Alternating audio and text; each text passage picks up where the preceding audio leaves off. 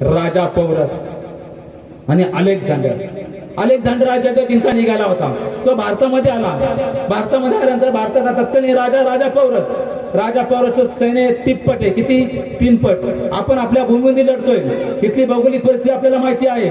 प्रत्येक चाकल, प्रत्येक चांगल्या गोष्टी, उत्तम सैन्याला लागणारे अधिकारी आणि उत्तम नियोजन, या सर्व गोष्टी राजा पौरसकडे होत्या. अलेक्झांडरकडे फक्त अनुभव होता आणि तो भागही त्याला नौका होता. पण राजा पौरस हा गाफील राहिला. राजा पौरसच्या सैन्यांमध्ये एक अशी अफवा पसरली ना की राजा पौरस ज्या हत्तीच्या पाठीवरती बसलाय ना, तो हत्ती बिथरलाय आणि राजा पौरस त्या हत्तीच्या पायाखाली येऊन ठार झालाय. तिप्पट सैन्य होतं. पण राजाच पडला म्हणून पळ सुटलं. अरे लढताय कोणासाठी? राजासाठी की राज्यासाठी? राजा पौरस तिप्पट सैन्य असतानाही हे युद्ध हरला.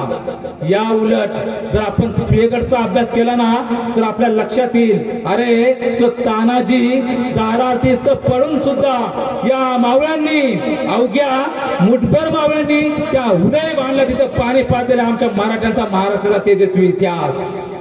मराठे पळाले नाहीत. अरे स्वतःचा सैन्याचा नेतृत्व करणारा तानाजी दारार्थी पडलाय तरी मराठे पळाले नाहीत. हा आमच्या शिवाजीरावांच्या आचारांचा, विचारांचा, त्यांच्या नीतिमत्तेचा, त्यांच्या कर्तृत्वाचा विजय आहे. शिवाजी महाराजांनी स्पष्ट सांगितलं होतं, लढायचं कोणासाठी?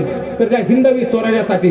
मग त्यासाठी स्वतःच्या अंगात शेवटचा रक्ताचा थेंब आणि छातीमध्ये शेवटचा श्वास असेपर्यंत आपण शस्त्र सोडायचं नाहीये, आपण लढत राहायचंय.